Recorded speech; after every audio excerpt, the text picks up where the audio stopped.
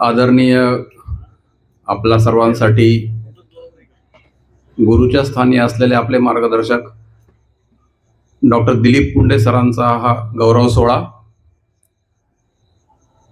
ह्या सोहळ्यासाठी ह्या कार्यक्रमाचे अध्यक्ष MUHS चे माजी कुलगुरू DMER आदरणीय वैद्यकीय संस्थेचे अध्यक्ष डॉक्टर रामराव श्रीरामे, IMA चे सचिव डॉक्टर कैलास, निमाचे अध्यक्ष डॉक्टर अमित, या कार्यक्रमासाठी आवर्जून उपस्थित असलेले पुंडे सरांचे वर्गमित्र, जीवाभावाचे मित्र बनसर. पुंडे सर असं नेहमी म्हणतात की गोळ्या खाऊन राहण्यापेक्षा मित्रांच्या टोळ्यामध्ये राहावं, आणि ह्या तुमची ही जी टोळी आहे ही त्यांच्यासाठीच बूस्टर आहे. सर, तुम्हा सर्वांचं, बन sir, Agarwal sir, Toshniwal sir, Punde madam, doctor Gaurav, doctor Tejaswini, Bhakti madam आणि वंजे, इंजिनियर वंजे सर, आज पुढच्या 2 जागा मला रिकाम्या दिसत आहेत. त्यांची आवर्जून आठवण आपल्या सर्वांनाच होते, ते म्हणजे कैलासाशी डॉक्टर कोटगिरे सर आणि डॉक्टर सीतानगरे सर. कुठलाही कार्यक्रम आपण वैद्यकीय संस्थेतर्फे घेतला तर सर्वात अगोदर आणि आठवणीनं आवर्जून येऊन बसणारे हे दोघं होते. प्रत्येक कार्यक्रमात आपल्याला त्यांची आठवण येणारच आहे.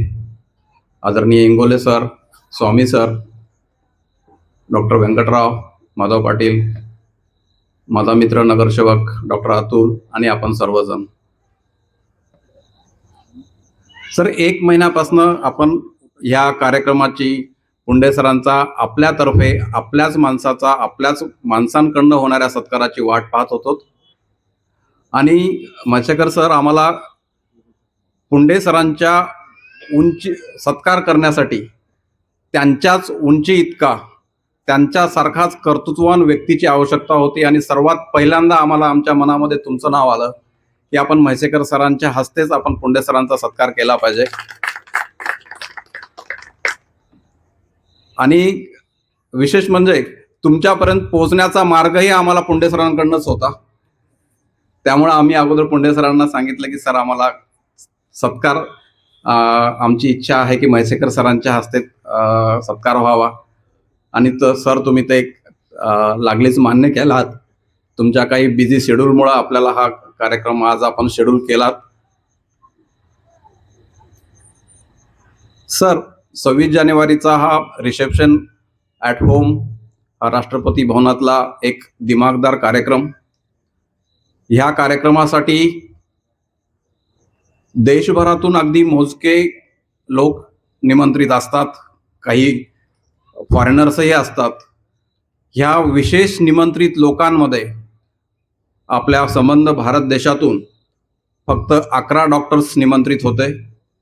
आणि त्या 11 डॉक्टर्समध्ये एक आपला माणूस असणं, आपल्या जवळचा माणूस असणं, ही केवळ म्हणजे ही आपल्या सर्वांसाठी अभिमानानं छाती भरून येण्याची गोष्ट आहे. हा केवळ सर राष्ट्रपती भवनाकडनं तुम्हाला आलेलं ते निमंत्रण हे केवळ औपचारिक निमंत्रण नव्हतं असं मला वाटतं. मागील 38 वर्षापासूनची तुमची प्रोफेशनल इंटिग्रिटी, इथिकल आणि सोशल कमिटमेंट ह्याची राष्ट्रीय पातळीवर घेतलेली एक ती दखल आहे, हे नक्कीच आम्हाला सर्वांना जाणवतंय. आणि ती तेवढ्या मोठ्या उंचीचं तुमचं हे कर्तृत्व आहे. अशा एका कर्तृत्ववान माणसाचा सन्मानही आपल्याला तितक्याच कर्तृत्ववान व्यक्तीच्या हस्ते होणं आवश्यक होतं. आज आपण त्यांचा विशेष सन्मान आदरणीय डॉक्टर म्हैसेकर सरांच्या हस्ते करत आहोत. दोघांचंही नाव दिलीप आहे, दोघांचंही नामसाधर्म्यच नाहीये, तर त्यांचं कर्तृत्वही तितक्याच उंचीचं आहे. म्हैसेकर सर इथे GMC नांदेडला HOD होते. सर नंतर DMER झाले. MUHS चे सर माजी कुलगुरू आहेत. आणि त्यांचा हा प्रवास नक्कीच आपल्या सर्वांसाठी प्रेरणादायी आहे. सर, इथे उपस्थित असलेले सर्वजणच या गोष्टीशी सहमत होतील की आत्ताची जी सामाजिक परिस्थिती, बदललेली सामाजिक परिस्थिती आहे, नंबर ऑफ मेडिकल कॉलेजेस वाढत आहेत, तेवढेच ग्रॅज्युएट्स आणि पोस्ट ग्रॅज्युएट्स बाहेर पडत आहेत. वैद्यकीय क्षेत्राचं जसं यांत्रिकीकरण होत आहे तसंच कॉर्पोरेटीकरणही होत आहे. कॉर्पोरेट हॉस्पिटल्स येत आहेत. नवीन नियम जे बनत आहेत ते सुद्धा असं वाटतंय की ते कॉर्पोरेट हॉस्पिटल्सलाच पूरक आहेत की काय. सामाजिक राजकीय हा हस्तक्षेप, प्रशासकीय हस्तक्षेप हा वैद्यकीय क्षेत्रामध्ये वाढतोय आणि त्यामुळं थोडंसं असुरक्षिततेचं वातावरण नक्कीच आपल्या क्षेत्रात तयार व्हायला लागलेलं आहे. त्यामुळं आपल्या पुढची पिढीला, आपण आपल्या पाल्याला डॉक्टर करावं का करू नये ही एक साशंकता आपल्या सर्वांच्याच मनामध्ये निर्माण झालेली आहे. परंतु इथे बसलेले जे 2 डॉक्टर दिलीप आहेत, हे ह्याच क्षेत्रातले आपल्या सर्वांसाठीचे दीपस्तंभ आहेत. ह्यांच्या कर्तृत्वाकडं, ह्यांच्या उंचीकडं, ह्यांच्या वलयाकडं बघितलं की असं वाटतं की नाही, अजूनही बिघडलेलं नाही. आपण वाटतंय तेवढंही अगदीच निगेटिव्ह वातावरण नाही. पण एक आहे की हे जर तुम्ही तुमच्या क्षेत्रामध्ये, तुम्ही ज्या क्षेत्रामध्ये आहात त्या क्षेत्रात जर तुम्ही एक्सलंट असाल तर तुम्ही कुठलीही उंची गाठू शकता. आणि ह्या एक्सलन्सचा पाठपुरावा हे आपल्याला माहिती आहे, पुंडे सरांसारखं इतकं कोणी करत नाही.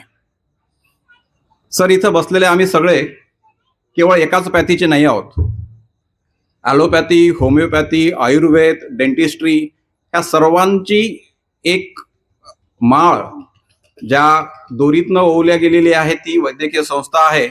आणि ही वैद्यकीय संस्थेची जडणघडण, त्याची पायाभरणी ही पुंडे सरांच्या प्रेरणेतनंच झालेली आहे. हे आम्ही सर्व एकत्र करतो.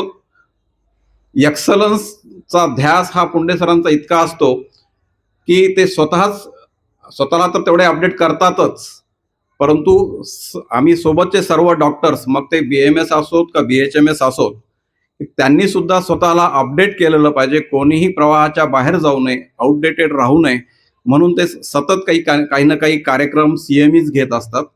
मागील अनेक वर्षापासून आम्ही मुखेडमध्ये मोर दॅन 100 आम्ही CMEs घेतलेले आहेत. आणि तोष्णीवाल सर, मुखेड हे एक असं एकमेव कदाचित उदाहरण असेल की ज्या ठिकाणी अगदी गायनिक टॉपिक असेल, चेस्ट मेडिसिनचा टॉपिक असेल, त्याला सर्वांचीच उपस्थिती असते. अगदी डेंटिस्ट सुद्धा पूर्ण CME, पूर्ण वेळ ऍक्टिव्ह पार्टिसिपेशन करून भाग घेतात. इतकं ही सरांनी लावलेली आवड आहे ज्ञानासाठीची आणि सर्वांची जोडलेली एक नाळ आहे, ते आम्ही एकत्र येऊन करत असतो.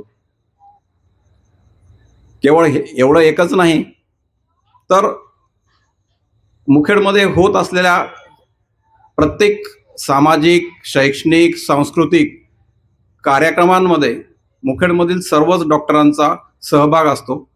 अनेक संघटना मुखेडमध्ये आहेत, पण प्रत्येक संघटना, प्रत्येक चळवळ, मुखेडमधील प्रत्येक कार्यक्रम हा पुंडे सरांच्या प्रेरणेतून होत असतो, त्यांच्या संकल्पनेतनं होतो आणि त्यांच्या ऍक्टिव्ह पार्टिसिपेशननी होतो.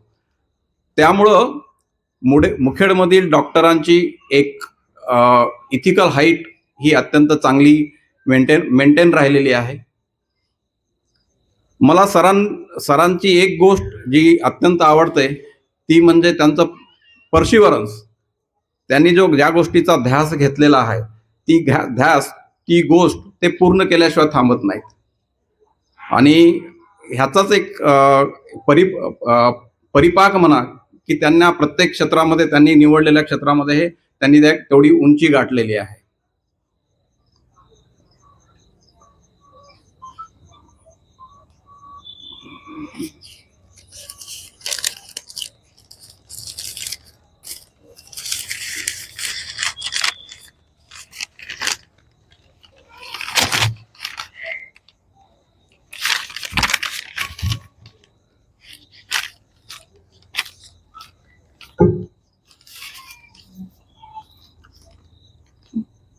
परोपकाराय फलन्ति वृक्षः, परोपकाराय वहन्ति नद्या, परोपकाराय दुहन्ति गवाः, परोपकारार्थमती शरीरम.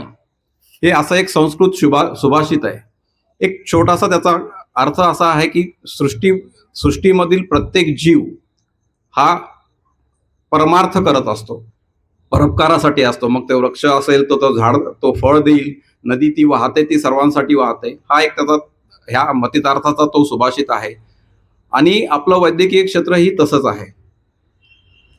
आपण वैद्यकीय ही जशी सेवा आहे तसा तो एक व्यवसाय आहे. तो आपल्या उपजीविकेचं साधन आहे. त्यामुळं आपली उपजीविका जरी रुग्णाच्या आजारावर अवलंबून असली तरी आपल्या ह्या वैद्यकीय ज्ञानामुळं आपल्या हातामध्ये ती शक्ती आलेली आहे. ती शक्ती विज्ञानाने आणि आपल्याला ज्ञानाने दिलेली आहे की त्यामुळे आपण दुरितांचे अश्रू पुसू शकतो, त्यांचं दुःख दूर करू शकतो. वैद्यकीय क्षेत्रातील आपल्या डॉक्टरांचं अस्तित्व, विशेषतः छोट्या गावातील अस्तित्व, हे केवळ डॉक्टर, पेशंट, रुग्ण आणि त्याचे आजार एवढ्यापुरतं मर्यादित न राहता आम्ही मुखेडमधील डॉक्टर्स पुंडे सरांच्या माध्यमातून प्रत्येक अडचणीला, जनतेच्या अडचणींना आम्ही त्यांना भरभरून मदत करत असतो. ते मग तो प्रसंग कुठलाही असू देत, तो कोविड असू देत, ते भूकंप असू देत, ते महापूर असू देत. अगदी आता ह्या काही महिन्यापूर्वी मुखेड तालुक्यामध्ये मोठा पूर आला होता आणि आम्ही मुखेडचे सर्व डॉक्टर्सनी सलग 3 दिवस प्रत्येक गावामध्ये जाऊन तिथल्या पीडितांची आरोग्याची तपासणी केली, त्यांना मोफत औषधी वाटप केली. कोल्हापूरचा महापूर आहे तेव्हाही आम्ही मदत पाठवली.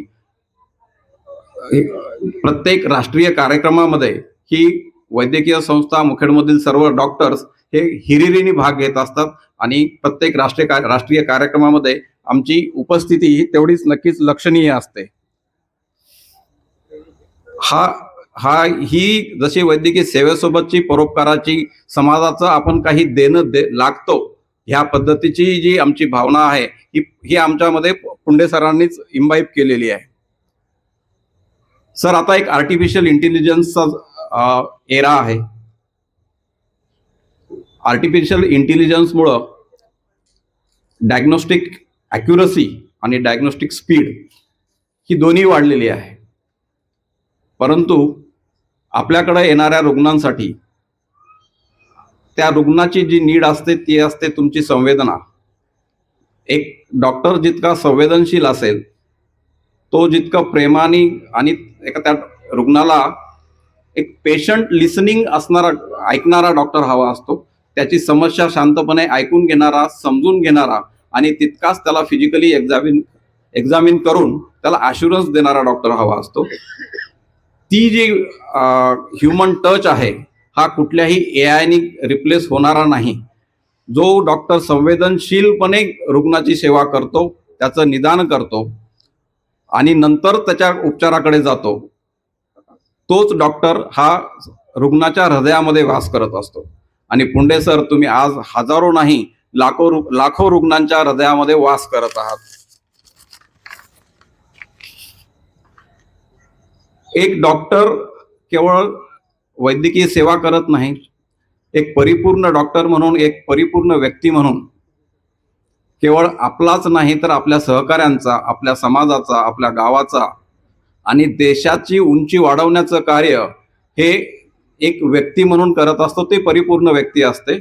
अशा वेळेस ती व्यक्ती केवळ डॉक्टर राहत नाही, तर ती एक डॉक्टर म्हणून एक टीचर असते, ती एक प्रीचर असते, ती गाईड बनते, एक फिलॉसॉफर बनते. आणि पुंडे सरांसारखा फिलॉसॉफर आपल्या आसपास आहे, आम्ही कायम अनुभवलेला आहे.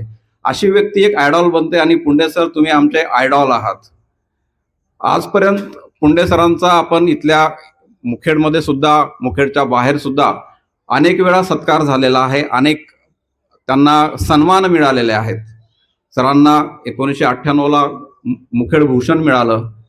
त्यानंतर सरांना नांदेडचे आयकॉन झाले, मराठवाडा भूषण झालं आणि sir WHO snake bite management कमिटीवरती आहेत, IMER मध्ये आहेत. त्याचबरोबर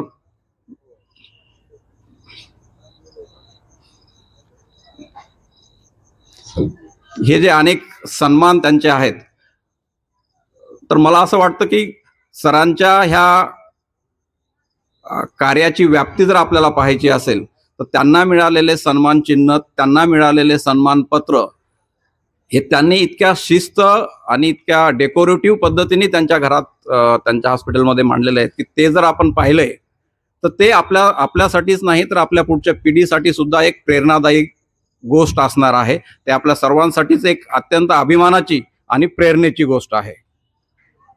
असेल अंधार जिथे तू उजेडाची आस धर, लावण्या एक दीप तिथे तू काळजाची वात कर. असं समर्पित आयुष्य हे पुंडे सरांचं आहे. अशा पुंडे सरांना मी पुढील आयुष्यासाठी त्यांना एक निरोगी आणि निरामय आयुष्य, दीर्घायुष्य मिळो अशी ईश्वरचरणी प्रार्थना करतो. केवळ हा राष्ट्रपती भवनाचाच निमंत्रण नाही तर सर हे पद्मश्री त्यांना मिळावं अशी मी भारत सरकारकडे आपल्या सर्वांच्या माध्यमातून विनंती करतो. म्हैसेकर सर आहेत की सर पद्मश्री सुद्धा डिझर्व करतात आणि सर जेव्हा तुम्हाला पद्मश्री मिळेल, आज जेवढा आम्हाला तुमच्याबद्दल अभिमान आहे तेवढा नक्कीच किंवा त्यापेक्षा तो कितीतरी जास्त वाढलेला असेल.